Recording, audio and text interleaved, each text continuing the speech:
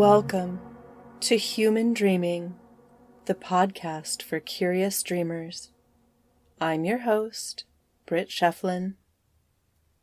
Cheri Hammons is the owner of High Street Tonics, an herb nerd and lover of sleep and dreams. Cheri Hammons, welcome to Human Dreaming. Hi, thanks. I'm excited. Yeah, me too. I'm really excited because today we are here at Cheri's High Street Tonics studio and we are getting to sample some bitters. So what are we going to try first here? Well, I think that I'm going to have my Reset bitters, which is a rose, orange, and cardamom flavor blend full of herbal nervines, which are herbs that help support the nervous system. So I'm just going to put maybe one in there. You want to try this one? Yeah, I'm going to try that one too. That's great. I'll try some other ones on my tongue. And just to qualify this, today we are going to be speaking a lot about herbs and the lore of herbs, how herbs can affect dreams and sleep. And so you might hear us testing out some different bitters and herbal concoctions. And before we get into that, though, I did want to further introduce Cheri as a lifelong dear friend, as well as godmother to my child. Yes. And so I love her very much. So we're going to be doing maybe a little bit more casual of a formula today. But that being said, let's just go ahead and dive right into what are bitters and tonics and how might people use them? Well, the bitters and tonics that I make are things that you can use for your drinks primarily. That's how most people use them. Bitters can be used for a lot of different things, for drinks and also as a digestive aid. But I wanted to kind of marry the two and kind of meet in the middle between sort of a flavoring agent and a medicinal tincture. So mine are flavored with herbs that can help support other systems and functions. Like I mentioned, the Reset bitters that we put in our drinks here have a lot of nervous system supporting herbs. And most of the herbs that I use are nervous system supporting herbs. I just kind of feel like, especially after the last couple of years, any way that people can get these into their bodies is going to be good for our collective whole. The tonics that I make are honey and apple cider vinegar based, so they can be used kind of like a syrup or a shrub in drinks. And same, they're herbal extracts, basically. So they've got the properties of the herbs, the flavors of the herbs, and they just taste good and do good stuff for your body. We have used the tonics on dried fruits and cat's tongue mushrooms. Cat's tongue mushrooms make these little gummy type things. So it's like basically making your own homemade gummy bears, but they're like a little bit of a cat's tongue shape. Yeah, those were really cool. They were delicious. So did you say this was the Reset? That's the Reset. I can taste the cardamom. It's so good. Rose, orange, cardamom in that. I've just put one dropper full. Sometimes I'll use up to 2 or 3, depending on what it's being mixed into. Or if I named it the Reset because that one really, I put a lot of herbs in it. And some of the herbs that are in that are ones that I'll talk about as they relate to like dreaming and sleeping. But I named it the Reset because a lot of the herbs in there just kind of help you wash away a bad day. When I take it, I find that it's not an immediate thing. Herbs don't really work in that way. They're really subtle. A lot of them work over time. With this one in particular, I'll take it and then about an hour or so later, I'll realize that whatever's bothering me doesn't really bother me anymore. So it works in that really subtle way to help you kind of reset your nervous system. Your perspective even. Do you think that there is another one while we have the bitters out that we should taste test? Another one or two? Yeah, any of them really. So full disclosure, I am absolutely hooked on the Liver Lover digest bitters. I take all the time. And then I also, the digest bitters, which is the artichoke. Yeah, the digest has, I use a lot of artichoke in my bitters. It's my favorite bittering agent. A lot of traditional bitters will use things like gentian or a lot of things that aren't exactly familiar to most, people who aren't too familiar with herbs. So I think artichoke is just a really accessible and familiar ingredient, and it's a great ingredient. It's got a great amount of bitter. It's easy.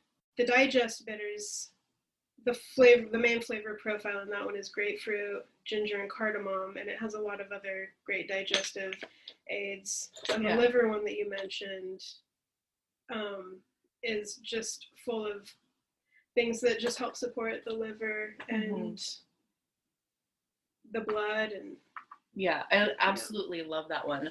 I like the digest bitters too. It tastes, explains why it tastes like GSE a little bit, because the grapefruit. Yeah, the grapefruit. Yeah, and I use grapefruit, the whole rind, not just juice or pulp or anything like that. I use the whole rind, and grapefruit, has that really thick, pithy, and that's where the bitter comes from, is that the white part. Okay. So yeah, that's pretty cool. Well, since I'm so familiar with those two, do you think there's another one that we should try today? Yeah, do you want to try it straight on your tongue? Yeah. Or you already had some in your... I like the full flavor experience, so let's go with straight on the tongue. Tell me what you think about the nightcap bitters. This one is one that I put a lot of ingredients to kind of help wind down. It's not one that's going to put you right to sleep or anything, but it has things like Passionflower, hops, Skullcap, but the main flavor in that is citrus. Yes. It's made with grapefruit and orange, and there's chamomile in there too. I've only had this one in drinks, but I love the hops flavor that it adds to it as well, like the citrusy hops. It's kind of reminds me of having like a blue moon with an orange or something along those lines. Yeah, like a beer. I've had people tell me that if they're trying to avoid alcohol but miss having a beer, they'll add this to sparkling water, and that hoppy flavor kind of... Oh yeah, it tastes like a really good IPA, but not like an overly strong one. Yeah, like maybe more along the lines of the Sierra Nevada Pale Ale. Yeah, that is delicious. That's a fun one. Yeah, it's a tongue dancer. That's a good term. The 5 o'clock ones are another favorite of mine, probably one of my most used. It's pretty floral, the lavender, rose, chamomile, but I named that one 5 o'clock because it has a lot of ingredients to just kind of help you wind down at the end of the day and have your little 5 o'clock mocktail, or even add it to your cocktail. But I made it as a way to not need the cocktail. Yeah, I love that. In fact, you just finished Dry January, so you had these amazing kits that people could purchase in order to really make themselves some lovely mocktails throughout January and make it easier for those who partake in that. Yeah, the 5 o'clock bitters is an ingredient in those kits. I added just some really inflammation busting with the tonics, like my ginger turmeric tonic, which has a lot of kind of liver supporting stuff to help kind of clean yourself out. I don't like the term detox, but along those lines, it helps support your detoxification systems. And yeah, the stuff with the nervous system supporting stuff to help you just kind of build those better habits. And for those who are watching on YouTube, here's a little close-up of the 5 o'clock bitters.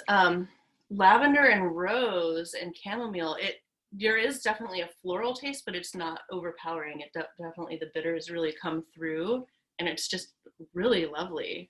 I actually just changed that formula slightly. The lavender ingredient I made with alcohol, but I just started making it with glycerin to kind of sweeten it up and tone down the lavender a little bit, because lavender is a really extremely bitter, but also really fragrant, aromatic herb. Like anyone who's smelled lavender knows how overpowering it can be sometimes, and even putting it in tea, you just want like the littlest little pinch. You definitely don't want to drink a whole tea of lavender.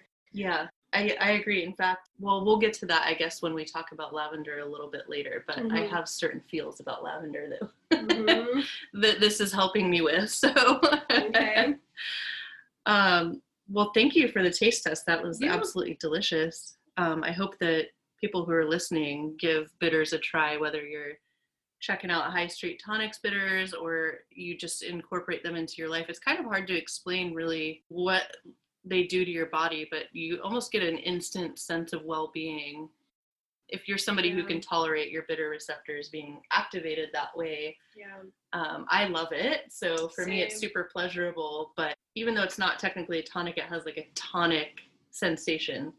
The way it just moves through your whole body, you can really feel it being activated, and it's neat to have something that works so instantaneously and that also is safe for people to drink during their dry January or dry July or whatever you're doing.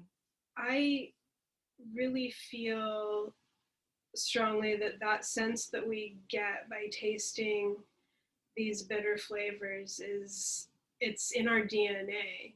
It's such an ancient thing, back to, our caveman ancestors, where our bodies adapted to it as an evolutionary thing. Way back then, they were eaten as kind of an antidote to poison, in a sense, to get, because the way they work inside our bodies is they get the digestive juices flowing.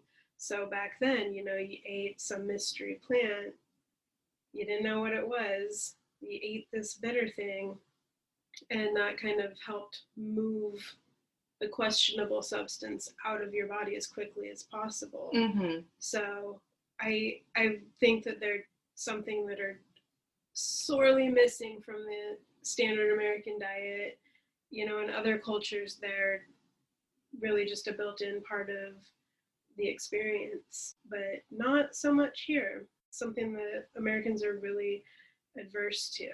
Well, that is interesting, because I remember growing up here, well, we both grew up in Oregon, but one of the things about plants in North America is that all of the poisonous plants are super bitter. So there are some plants that are good for you that are bitter, but I think that the people who evolved on the American continent might have had to like more slowly delve into the bitter stuff. And so that's like a good segue into how many bitter receptors we have in our body. And I'd be curious to know what the difference is between people of European and Asian and African ancestry versus people in the Americas, where a lot of the plants that are bitter, you kind of have to take a little bit more caution with until you know that it's safe. Exactly. That's a good point. I'd be curious to know if that varies and by how much too. I know that humans in general have around 30. So 30 bitter receptors, and where are they located in the body? All over the place. They're found in your lungs, they're found all throughout your digestive tract, all through all your tissues in your body. And that's only where they've been documented. Hopefully there's going to be more research about it. So are there bitter receptors in your tongue? Like, is that how you're able to taste them as well? Yeah, but also as the bitter compounds move through your system, they're detected and they kind of trigger this response. So I know there's a lot of supplements and like pills that you can take. They'll work, they'll trigger those bitter receptors within your digestive tract, but they don't work as well, I guess, if you were to take some bitters straight on your tongue for use as, like, say, a digestive aid. If you're trying to get rid of heartburn or indigestion or bloating or something like that, then you definitely want to taste it. You don't want to mask it, or it's not going to work as well. The taste is really what gets everything triggered along the way and what gets everything going. It's what tells your gallbladder and your pancreas and everything along the way to get to work. It's go time. Yeah. I mean, I can feel like in my entire torso, like several points in my body where they're feeling pretty activated right now. Yeah. I love them. I love them. They're fun. They're just fun because they have such a practical use, and they can taste good. The flavors are fun to play with. You can put them in anything, food, drinks, Yeah. But yeah, they're just fun to play with. They are really fun. I'm going to have to expand my palate beyond the liver lover and the digestive and really get into the rest of these. I need a kit. Yeah. Tell me about sleep hygiene and your thoughts on that. What processes do you find work well for you, and what would you recommend for other people? I just kind of like to think of sleep hygiene as the bedtime routine, really. I think for most people, especially in America, if you're on that kind of standard American schedule, 10:30, maybe between like 10 and 11 is kind of a sweet spot for going to bed.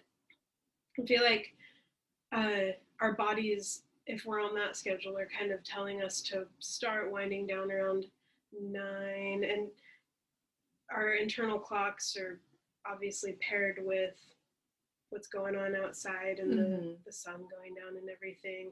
So by then we're kind of done with our days. But a lot of that, for me personally, it's not just, brushing my teeth, washing my face, crawling into bed, turning off the light.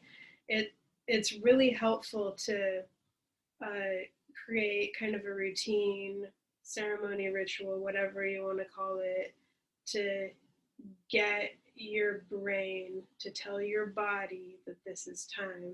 A lot of times people have problems with, their bodies feeling restless or their minds keep racing. And all of this sleep hygiene, this whole ritual that you can build for yourself will tell your body and mind to kind of connect on that level and do what it needs to do for you. I think some things that you can incorporate to build that for yourself will be meditate, if that's something that works for you. Be really mindful about what you're ingesting, not just digesting, but like TV, what you're reading.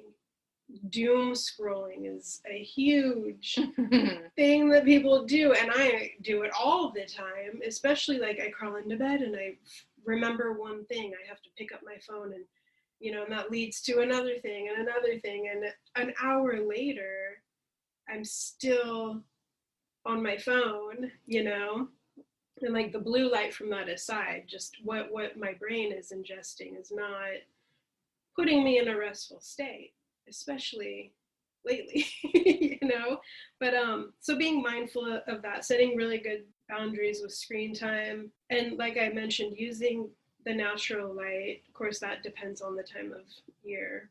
You can even buy the lights that mimic a sunset or a sunrise to use as an alarm clock. It all boils down to being mindful, really, I think, and knowing that it takes about 3 weeks. If you're just beginning to build this habit for yourself, knowing that it takes about 3 weeks to build new synapses in your brain, or to build new healthy habits, whether that's like with your diet or exercise, but sleep goes right along with it. But all of these things can tell your brain and your body it's time to go offline, literally and figuratively. Yeah, I like that. And I mean, we're all kind of guilty of that from time to time. I mean, guilty might be the wrong word. We've all done that from time to time. And yeah, I find for me, it takes 3 weeks to really just get a habit started. So I have to focus a lot longer than that, but 3 weeks is kind of when it just starts to become a habit, like the baby beginnings of it. Yeah. This is something interesting that I learned recently. And I like the word bedtime routine a lot better than sleep hygiene. Mm-hmm. That term just feels a little clinical.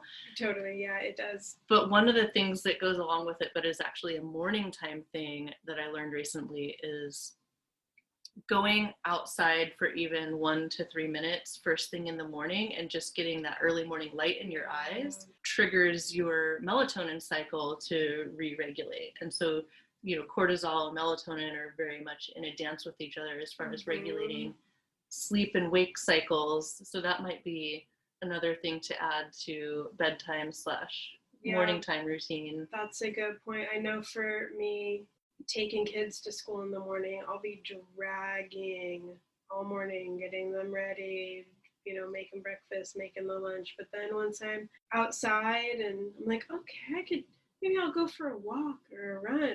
I'm always so envious of those people who have a great healthy cortisol cycle that just wake up at 6 or 7 a.m. every morning feeling perky and rested. I'm like, I love sleep so much. I just want to, it's really hard for me when I come back to the real world and I'm like, oh no. Yep. I was having so much fun in my sleep. Sweet sleep. It's lovely. So I like that sleep, or rather bedtime routine over sleep hygiene. That is nice. Nice way to think of it. So let's talk about a little bit of dream work, and tell me what your perception of dream work is and how do you utilize it?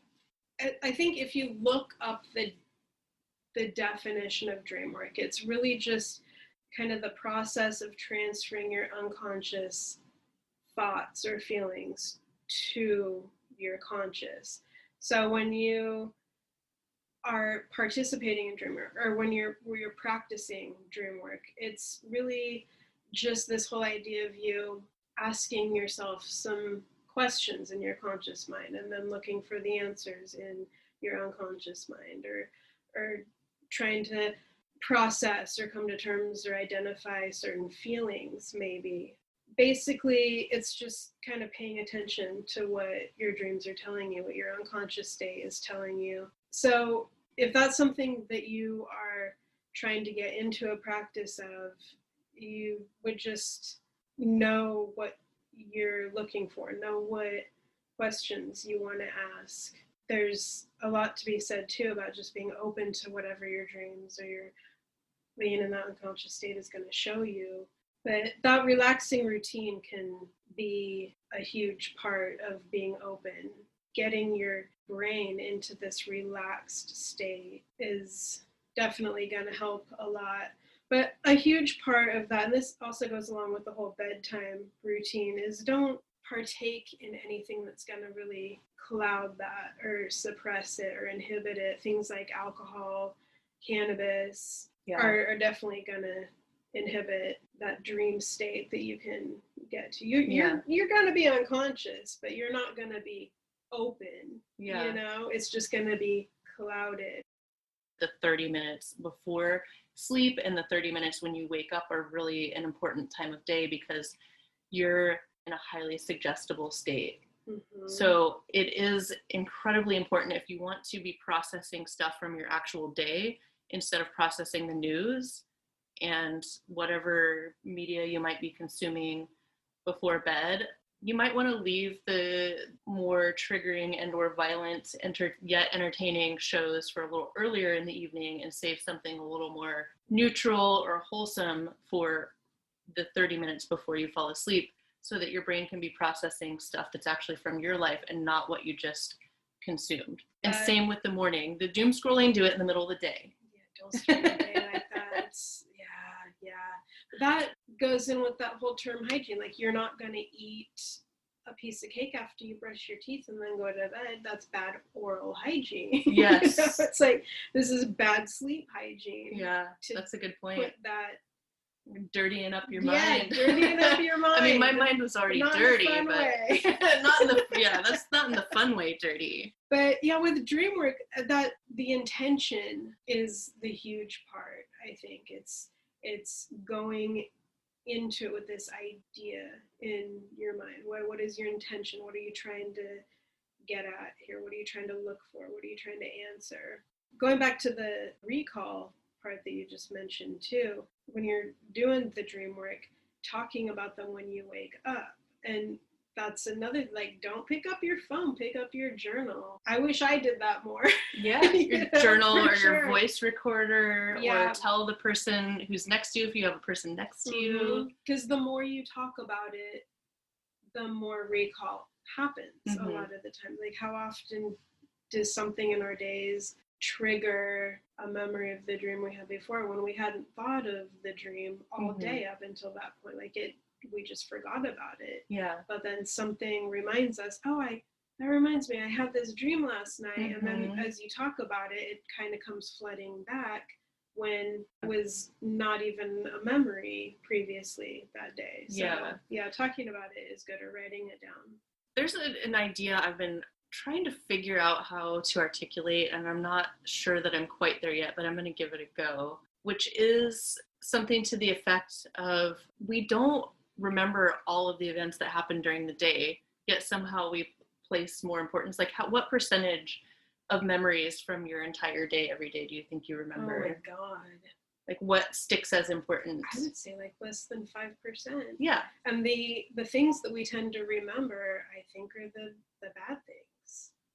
And that could be, and I guess it depends on, the negative things. Yeah, because safety, right. All the safety mechanisms go yes. into the unconscious. But so we're remembering, like, our waking conscious hours, we're remembering a fraction of the occurrences that have happened during the day, and it's really only the affecting ones that we remember. So that's something that I like to try to remind people of in regards to dreaming. People tend to dismiss it as 8 hours where it's just a bunch of bullshit that's going on in your brain that doesn't matter because not all parts of your brain are lit up. But honestly, your subconscious mind, runs the show for your day-to-day routines, habits, anything that can be slightly automated is running off of your subconscious. So it's really good, I think, to understand your subconscious and also to pay attention to dreams. Does that mean that you have to memorize every dream that happens? No. But the same way that you're in your daily life, walking through the world, needing to remember specific events that happen, if you don't want to have them keep reoccurring and identifying those patterns, you need to pay attention to those. So it's the same exact thing. We spend one entire third of our life sleeping. And if you only remember 4 to 5% of your dreams, that's really roughly what you're coming out of with your conscious part of your day. So I don't know if I've articulated that very clearly, but like I said, I'm still formulating my thought process on it. I totally appreciate that. It's true. And there's a lot to be said about, you were talking about just recognizing and naming things allows you to kind of forget about them sometimes, so if it's something that you're trying to process, then that could help. And there's that saying, we don't remember, I'm paraphrasing, but it's something to the effect of, we don't remember what people said to us, but we remember how they made us feel. Yes. That's the same thing with dreams. It's like almost with any psychologically based dream, for the most part, it doesn't matter necessarily what the content was. It matters how it made you feel. Yeah. And how that dream made you feel is the important part of what you need to pay attention to, because the memory of the events in the dream or your daily waking life are going to fade over time. Absolutely. But you're not going to lose the memory of the feeling, because again, the subconscious, that's one of the things it processes. It's like right there in your amygdala, in your mammalian brain. So that's one of my favorite quotes to relate to parenting too. Side note. Yeah. I like that. Yeah. That's true, because they do remember how we made them feel. Yeah, they don't remember shit about what we tell them. No. No. Not at all. They'll remember if we were yelling it, though. Yeah. Which made them feel not so great, probably. So I wonder how I learned how to disassociate. It's so interesting. Yeah. Let's talk about some lore, herbal lore, and if it relates the ancestral and work, spirit dream work stuff. Yeah, a lot of dream work can relate to that ancestral work. There's a lot of talk about the things that you dream about are things that are kind of trapped in your DNA, which there's more talk about your DNA storing memories of your ancestors. I'm not articulating it very well. Like epigenetics? I guess so, like, yeah. For example, just to like put it in context, so an epigenetic memory, in my understanding, I'm not a geneticist, so somebody in the audience correct me if I'm wrong, but my understanding is that one form of epigenetics is like a type of genetic memory where, for example, a dog that grew up on, in Hawaii where there's no snakes, if they saw a pet snake, might still somehow recognize what that was because of their ancestral DNA of inherently knowing. So we, in that same way, inherit traumatic and other events that keep us safe because we need to know that information. So it's a way of passing down information through genetics. Again, not an expert, but and I guess how that could relate to dream work is getting a little more in tune with why certain things make you feel certain ways. But talking about the lore behind a lot of these herbs that have been used for millennia, these are what our ancestors used, They didn't have the pharmacy to go get their little white powder pills, They had plants, and it's ancient medicine. It's in our DNA, in that sense, like we were talking about using bitters earlier, it kind of wakes something up inside of us.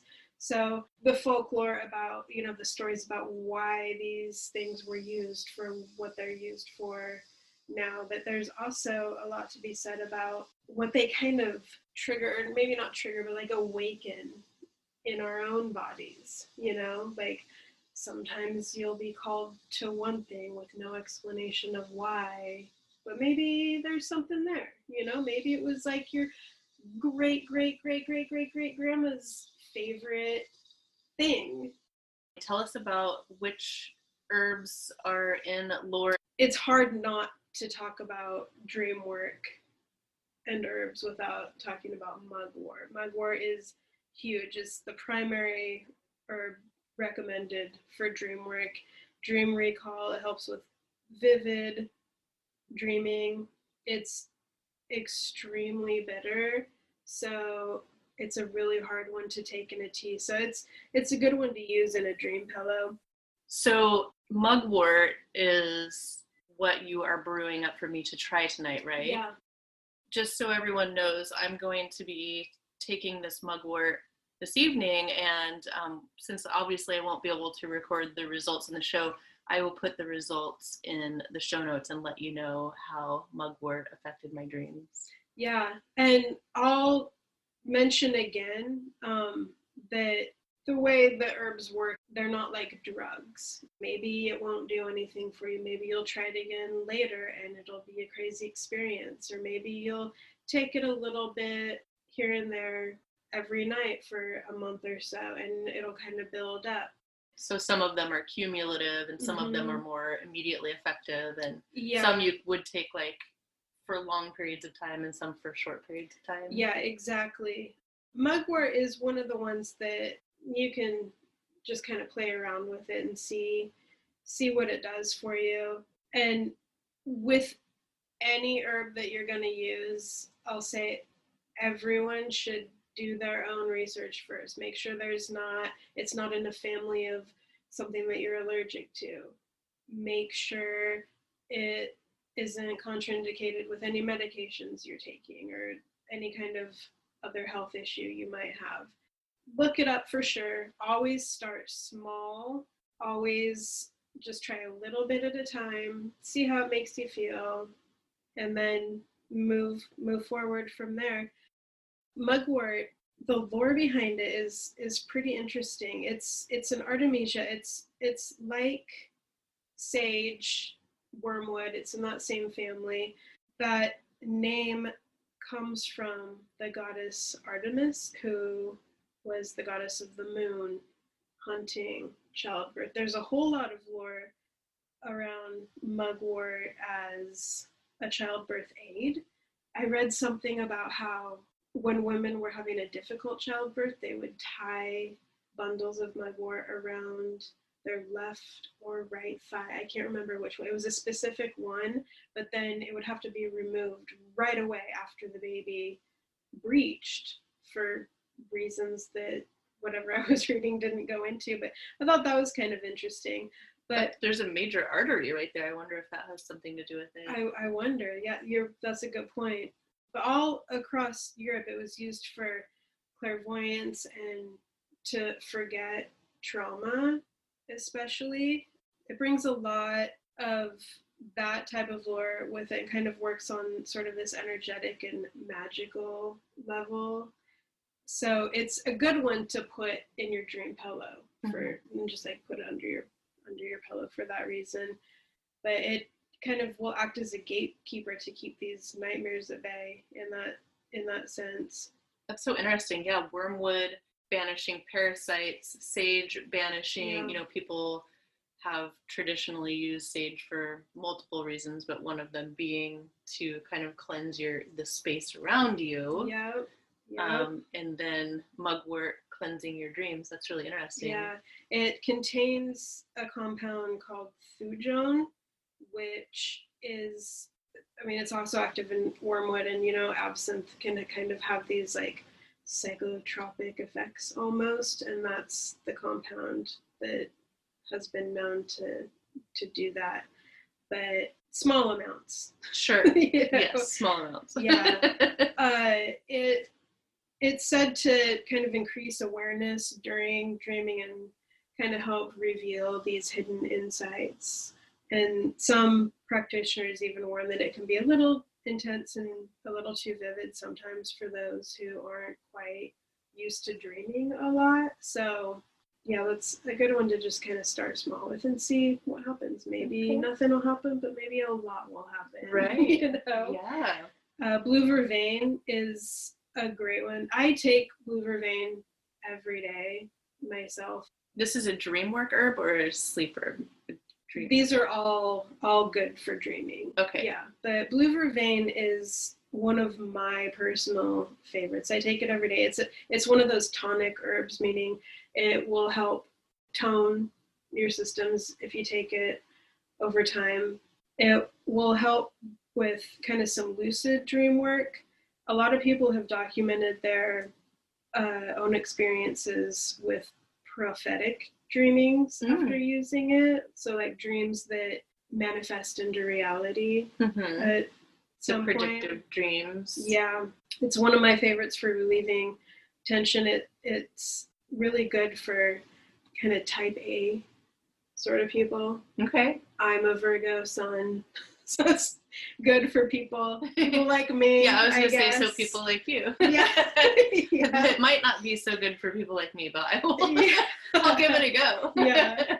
It was used by the ancient Greeks, Romans, Egyptians, and Celtic Druids to purify sacred places and ward off evil spirits, so they carried it for good luck usually. The Druids thought it was so sacred that when they would pull it out of the ground, they would pour honey into the hole that the plant created in the ground as like an offering. It's also said that whenever the Egyptian goddess Isis cried, Vervain would sprout wherever her tears hit the ground. Oh, wow. So it's a pretty, it sounds like it was a pretty sacred herb. For the Greeks. Yeah. Wow, that's amazing. California poppy is another one. Poppies, we'll put them to sleep. There's a reason Dorothy and her crew fell asleep in that field of poppies, because there's just a lot of lore behind Is that what happens? I don't remember that part. The field of poppies in the Wizard of Oz. Well, that makes a lot of sense. Yeah. The Wicked Witch of the West and her crystal ball with the spell on the poppy field. Yeah. But Hypnos, the Greek god of sleep and dreams, carried a poppy stalk.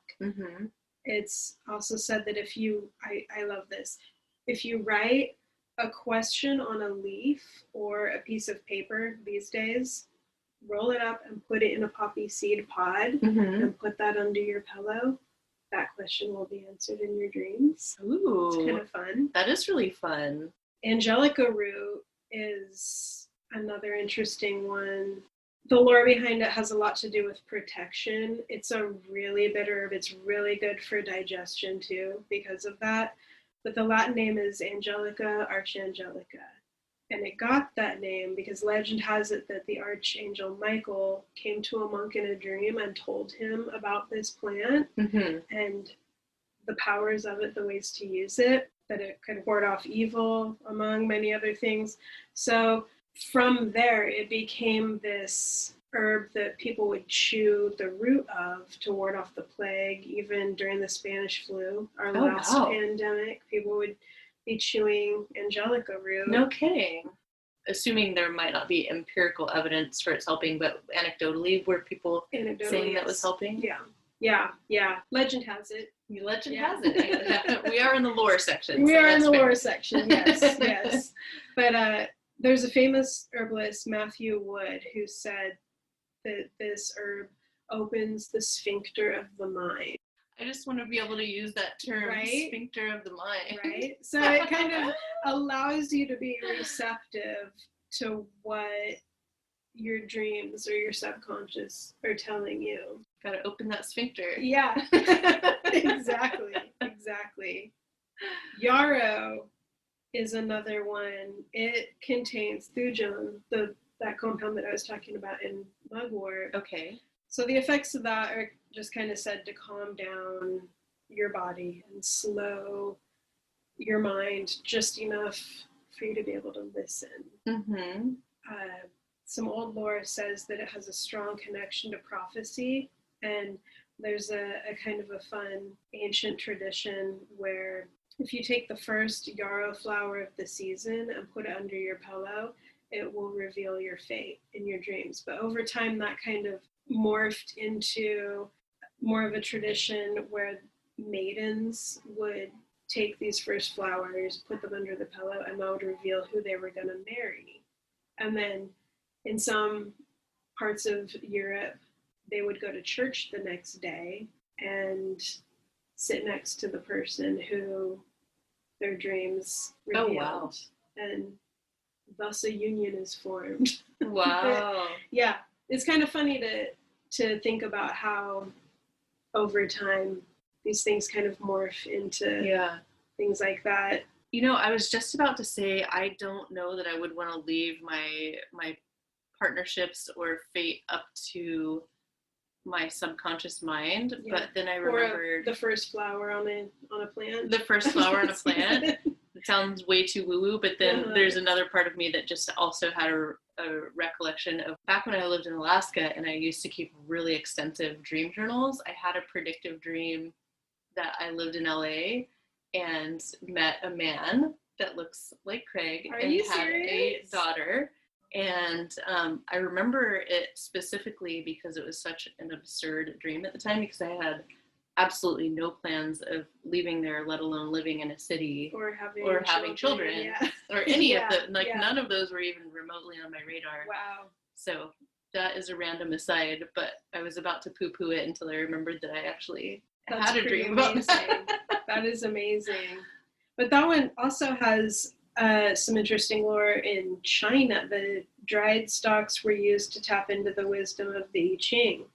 There's something about how that may have started when there's a story about an ancient general who didn't like the fortune that a burnt tortoise shell gave him about the war that they were fighting at that time. So he pulled up some yarrow stalks that he found on the kind of outskirts of the encampment that his army was at for that night. And those stalks told him a fortune that he liked better. And the next day, they won the battle. So that story kind of turned into these yarrow stalks being used to tap into this wisdom of the I Ching. So of like a changing fortune. That's really interesting. My husband was looking up how they were used, and they're still used today. In China. Yeah, it's pretty interesting. because you have such a great passion for herbs, do you think you could tell us about herbs that are used for sleep specifically, not necessarily related to dreams, but just sleeping in general, and how they affect sleep, and then B, how they might be used? These would all be great ones to use as part of your bedtime routine. All of the ones that I'll mention are really gentle. They're all ones that I would give to my children, even ones that I have given to my own children. But they're things like chamomile.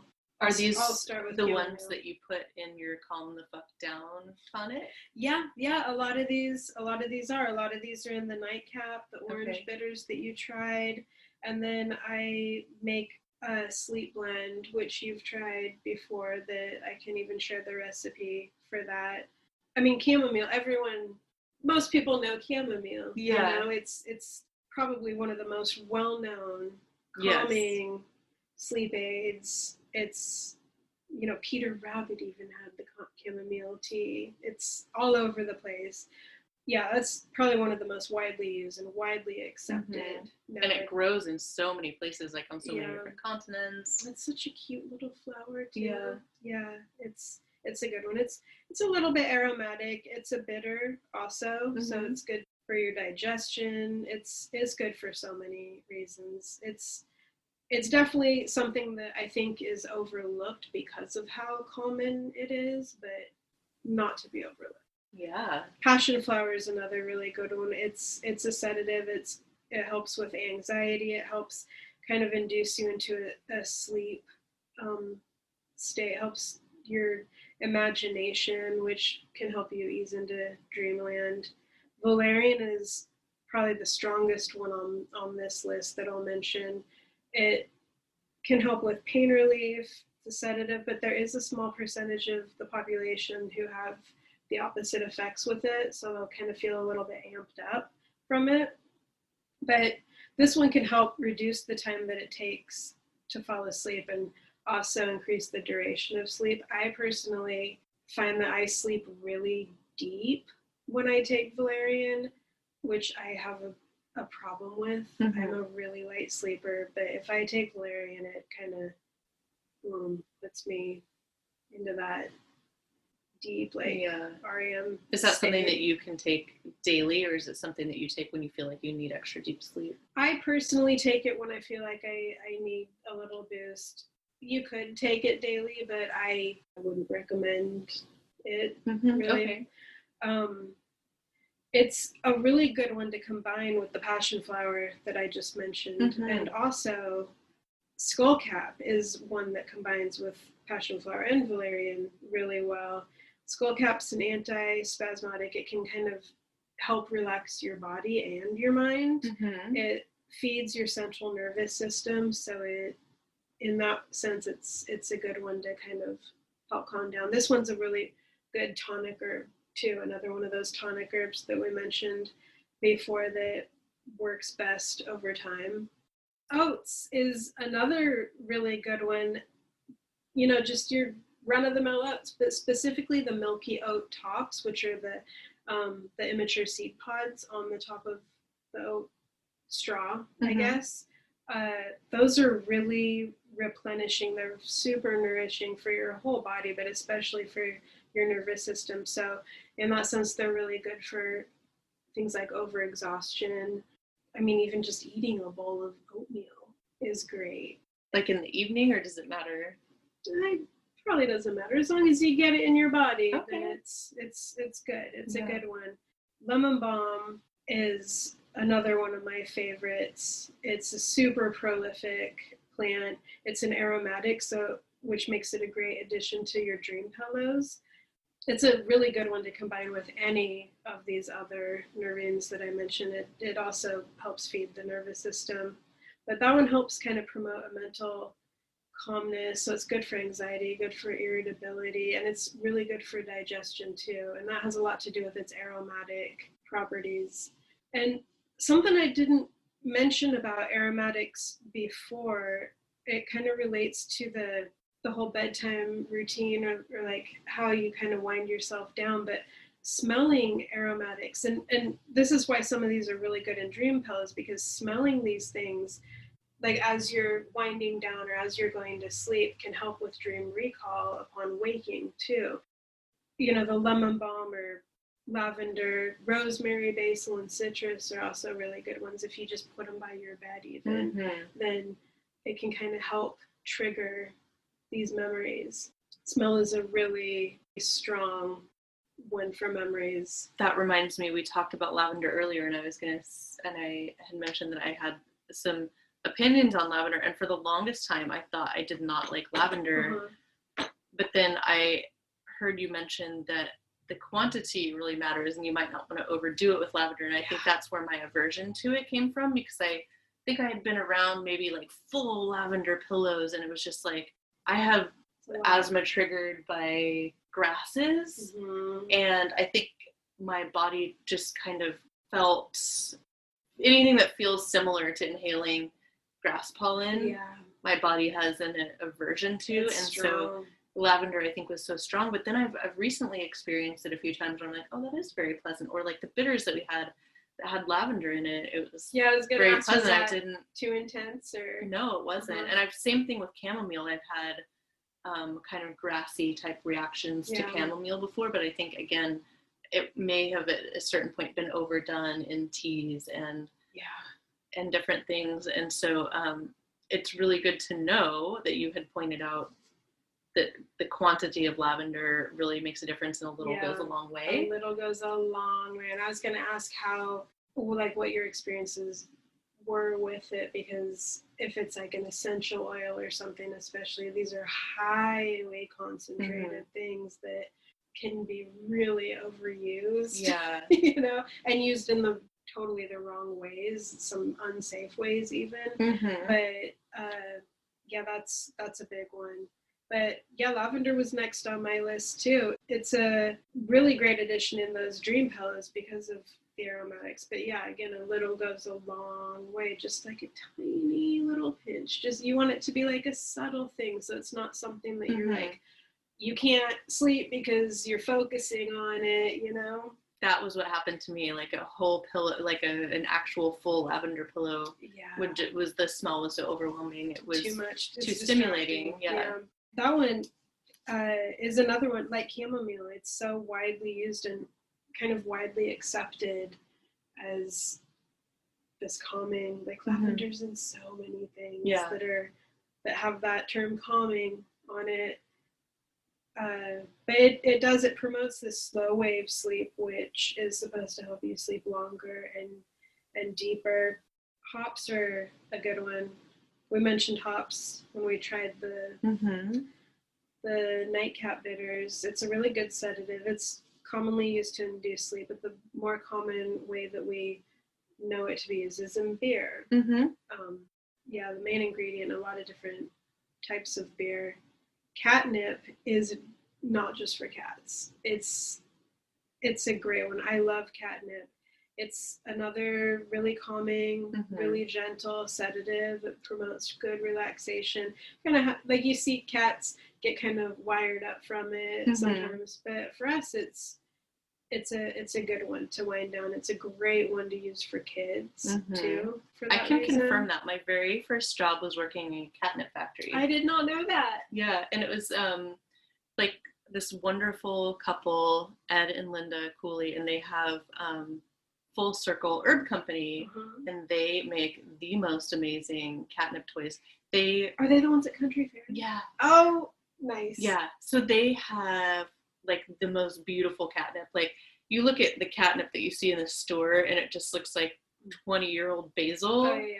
The stuff that they have is just so beautiful. But we used to stuff it all, for 8 hours a day, stuff these catnip toys and then sew them up. And boy, let me tell you, by the end of the day, you are very relaxed. I bet. So you have personal experience there. Personal experience with catnip, and it is indeed very and that's relaxing. Just from being around. That's just from being around with all the dust in the air, the catnip dust. Yeah. Some and handling it physically. So like the oils from the herb. Yeah, that's a good one. That's another great one to combine with Valerian and a lot, like all of these that I mentioned are excellent to mix together into teas. You can choose what you think might work for you that night. Just get a few of these in bulk and then add some flavors, some cinnamon or hibiscus or whatever you think might taste good that night. Mm-hmm. But that's another thing I was going to mention about how you want to use these. You really want to kind of just think about what you're going for. Like, you want to use these depending on your sleep patterns or challenges, like what you're trying to aid, or I don't want to use the word fix, but, or maybe if you want to support something, if it's you're having issues with anxiety or digestive upset, if you're feeling amped up, if you have a racing mind, then you can kind of do some research and pick and choose your own little blend, or maybe you want to just use one thing. There's a lot to be said about leaning into what ones are sticking out in your brain. That might even go back to this ancestral stuff, and just kind of go with it. If something's kind of calling out to you, you don't need to know why. Just try it out and see what happens. You know, if nothing happens, move on to the next thing. But yeah, I think that's the main thing, is just start small, start one at a time. See what works for your body. Less is more. Research and then experiment. So you had mentioned that you have a sleep tincture recipe. Is that something that you would like to share with the audience? I would love to. Yeah. So this is one that I've been making for myself for quite a while, and I've shared it with a lot of friends and family. I've heard great things from people about how it works wonders for me, and I've heard that it works wonders for other people too. But it's a tincture, which is basically, that's an extract in alcohol. Usually it can be made with glycerin or even vinegar, but this one I make with alcohol. You can use just any kind of alcohol, really. Vodka's a good one because it has a neutral taste, but you want to use at least a 40% for this one, maybe, which is 80 proof. So your typical vodka. So the recipe for this one uses 4 of those herbs that I just talked about: Skullcap, Passionflower, Valerian, and hops. I use those in equal parts. And when I make this, I make it in usually like a quart jar because I share it. But if I would recommend making it in a pint jar, that is going to last you, one person, months, if not even a couple of years. It'll get you a fair amount. But in a pint jar, I use 10 grams of each herb, dried, put them in the pint jar, and then just fill it up with vodka. That's it. Let it sit for 4, 6, even 8 weeks if you want it super potent. Some people say that 4 weeks is fine. Others say 6. You know, you can also kind of taste it or play with it, and if it feels good, then it's done. But I let mine go for between 4 and 6 weeks, and then you just strain all the herbs out of it, bottle it, and I personally take 1, maybe 2 dropperfuls. Depending on how hard of a time I am having sleeping. I would recommend starting with 1 about an hour before bed, maybe, or 1 if you wake up in the middle of the night. I keep mine by my bed in case that happens. But yeah, it's a really easy recipe. Some of these herbs you can find them all online. I recommend Mountain Rose Herbs is a great resource for all this stuff. I presume people would want to make sure that they react favorably to valerian. Absolutely. As for sleep aid. Yeah. Before doing this. Yeah, and if it's not something that you want to try messing with, you could even leave it out. The nightcap bitters that you tried, that has all of these ingredients minus the valerian for that reason. Just in case people, it's not something that they can work with. So I just left it out, and it's equally great. I just put it in because I personally really like it. Yeah, it sounds like it works great for you, and that's awesome. And I think that is an important point about herbs in general, is that, like you said, it's not the same as buying like an antibiotic where you know how it's going to work in almost everybody's body. Yeah. You kind of have to experiment with herbs and make sure that it's more like an ADD drug. For some people it's a stimulant, and for other people it is a sedative. So yeah, I like to think of herbs just kind of like food. Honestly, they can be nourishing. Like, we can kind of all agree that if you eat kale every day for a month, you're going to see some type of effect from it. You're going to feel some type of way. You might not really notice, but something's going to happen. Yeah. You know? Yeah. And that's a good point, because people have different reactions to different foods, and we all know that, like, the different ways that we need to eat for our bodies. Yeah, that's a big one. That's a really good point. For your body. Well, wonderful. Thank you so much for sharing all of your herb nerd outs with us today. I love it. And I really hope that everybody tries out bitters and tonics, because, like Cheri mentioned, it is such a lost art, and it is something that has a really profound effect on your physical well-being. So however you decide to try that out, please do.